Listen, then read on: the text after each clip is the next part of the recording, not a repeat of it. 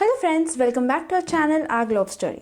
In our last video, we shared what is the optimal time to visit Europe, what all passes you can avail in Paris, and the best zones to stay in.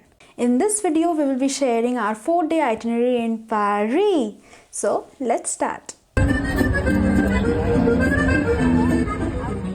After landing in Paris, we kept the first day light, checked into our hotel, rested for a while, and stepped out in the evening for the Eiffel Tower. If you are planning this, book your Eiffel tickets in advance. We booked our tickets from the official website.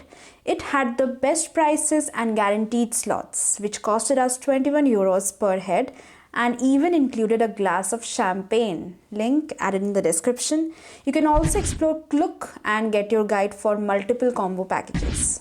We went up to the second floor and celebrated with that glass of champagne. That's when it truly hit us. We are in Paris.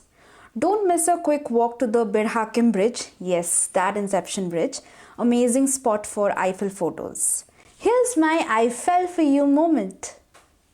We ended the night at Galeries Lafayette, known for its artistic glass dome and the best rooftop view.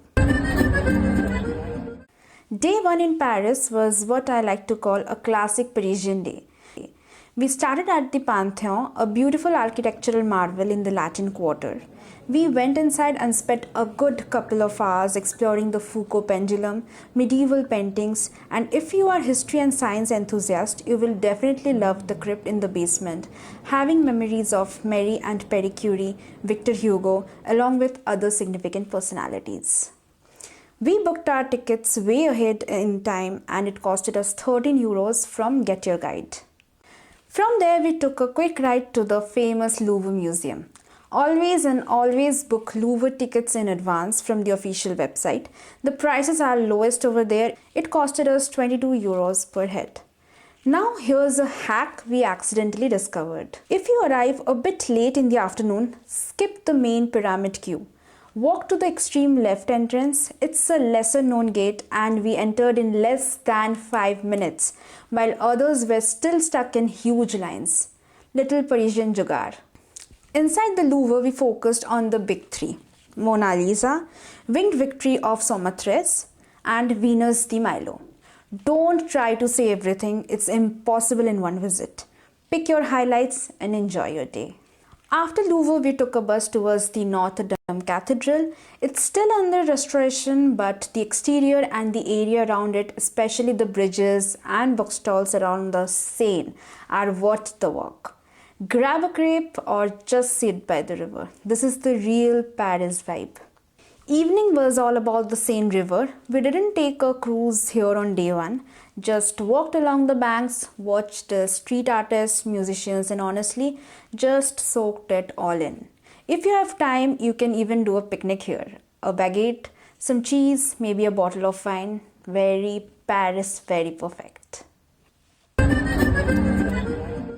Day 2 was all about leaving adulthood at the hotel and stepping straight into childhood. We took the Aria train to Disneyland Paris and trust me, the excitement hits you the moment you see the castle from a distance.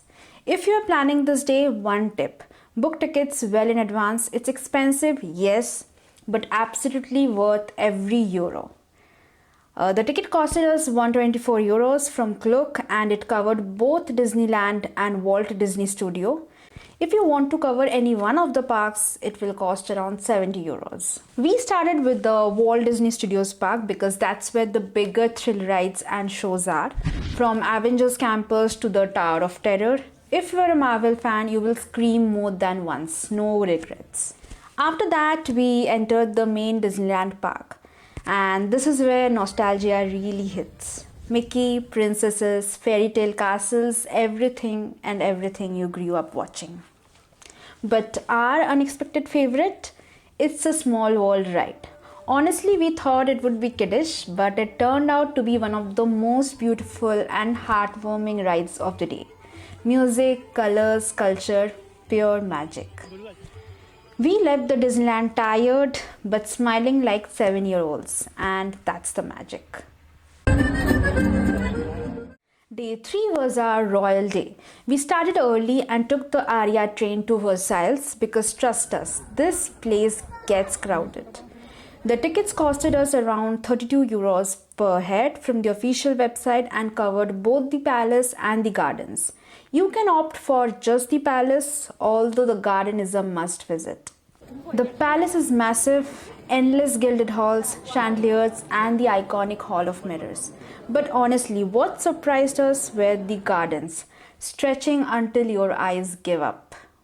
Post Versailles, we headed to Montmartre, the artistic hilltop village of Paris. This is where Picasso, Van Gogh, and Dali once lived and painted.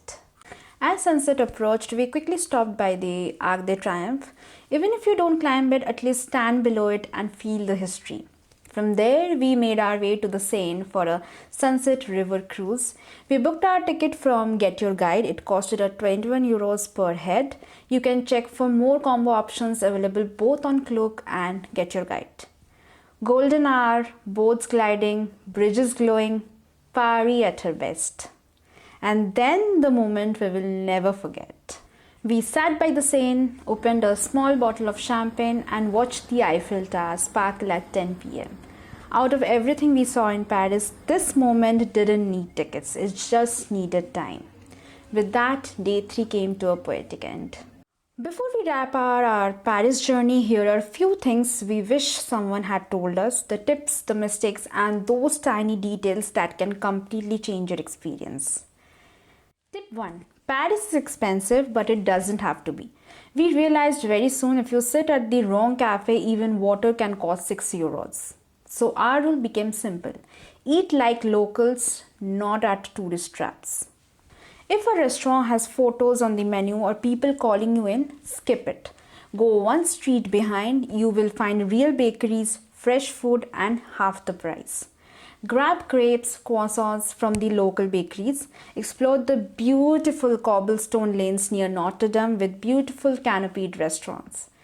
You will get a wide variety of budget-friendly cuisines. Tip 2. Always carry a valid ticket on metro or bus.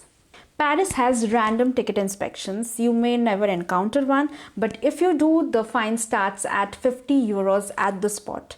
It may spoil your moment. Even if you are a tourist, they don't show mercy. Keep your ticket or Navigo pass safely. Inspectors don't care about I'm new here. Tip 3. Book everything officially. Don't depend on third parties except for sites like Klook or Get Your Guide. From Eiffel Tower to Louvre to Disneyland, official websites are always cheaper and more reliable. We met people who paid 30% extra just because they booked last minute on some random site. Paris is busy, don't gamble with tickets here. Final thought, don't try to see all of Paris, try to feel a little bit of it. Here's a sneak peek into our budget details.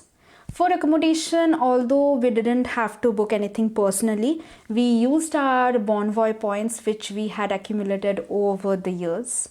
Also, if you buy travel insurance, it's a very good thing, so always go for it.